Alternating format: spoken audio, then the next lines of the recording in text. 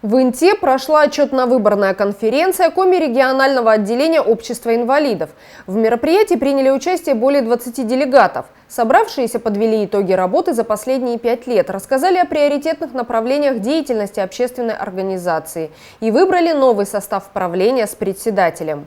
Перед началом конференции делегатов поприветствовали глава округа, руководитель администрации Владимир Киселев и председатель городского совета Ирина Артеева. Мэр Инты представил своего внештатного советника по делам инвалидов Екатерину Сергееву. Это именно то звено, через которое мы будем с вами общаться. Если будет необходимо любой вопрос через нее, либо нужна будет встреча, всегда готов встречаться, всегда готов помогать и общаться. Конечно же, я хочу поблагодарить вас за вашу жизненную позицию, за вашу общественную работу, за ваш оптимизм. Надеюсь, что работа будет плодотворной и любые вопросы будем решать совместно. Также хотел бы еще сказать, что в библиотеке уже заканчивается ремонт помещения, который будет вам предоставлен.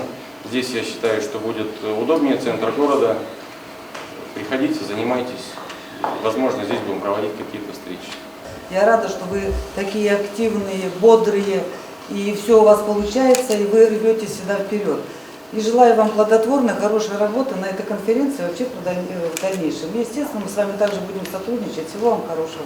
Интинская организация инвалидов работает с 1990 года. Устав общества зарегистрирован в 2004 году. Главным направлением деятельности было и остается защита прав и интересов инвалидов, содействие в интеграции лиц с ограниченными возможностями здоровья в современное общество. Уже несколько лет в Инте реализуется программа «Доступная среда». С 2017 по 2020 год выделено из бюджетов разных уровней и освоено в полном объеме порядка 3,5 миллионов рублей. Интинские дети-инвалиды получают бесплатное образование в 5 дошкольных учреждениях. Для малышей с ограниченными возможностями здоровья работает специализированный детский сад «Василек». Дополнительно открыты группы компенсирующей направленности в Рябинушке. Родители детей-инвалидов не платят за посещение таких групп. Для школьников работает специальная коррекционная школа номер 43. Каждое лето на ее базе открывается оздоровительный лагерь.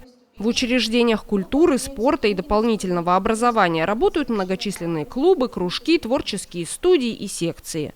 Взрослые и дети участвуют в различных конкурсах и соревнованиях, сдают нормативы ГТО. Физкультурно-оздоровительная работа среди инвалидов проводится совместно с городским обществом инвалидов и органами социальной защиты населения. В спортивной школе Интинская открыта спортивная группа для инвалидов, которые занимаются на регулярной основе.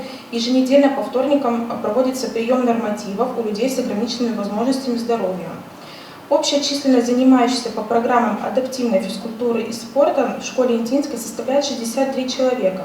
Они посещают группу по армспорту, по боче, по лыжным гонкам, по дартсу и по настольному теннису.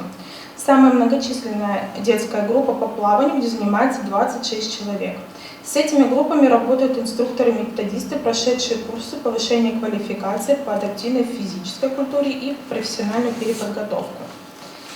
На базе школы юных в структурном подразделении «Дельфин» организована группа на бесплатной основе «Семейный отдых». Данная услуга включает в себя посещение финской сауны с выходом в бассейн для семей, в которых есть дети с ограниченными возможностями здоровья.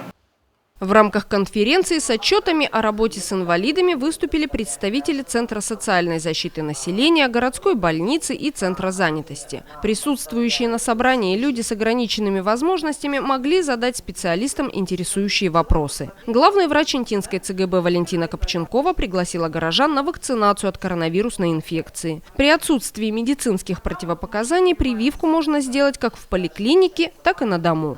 У нас открыта вакцинация маломобильных граждан на дому. Это не значит, что это только инвалиды. Любые люди, которым сложно дойти до поликлиники в силу какого-то состояния здоровья или в силу своего возраста, могут вызвать участкового врача на дом для вакцинации.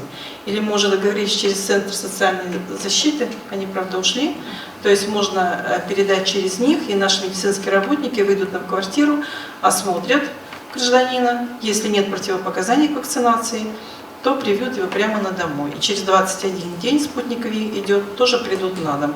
И пивак короны прививается двукратно через 14 дней. Один из главных вопросов отчетно-выборной конференции касался формирования нового состава правления. На следующие 5 лет председателем Интинского общества инвалидов единогласным решением делегатов была избрана Екатерина Сергеева.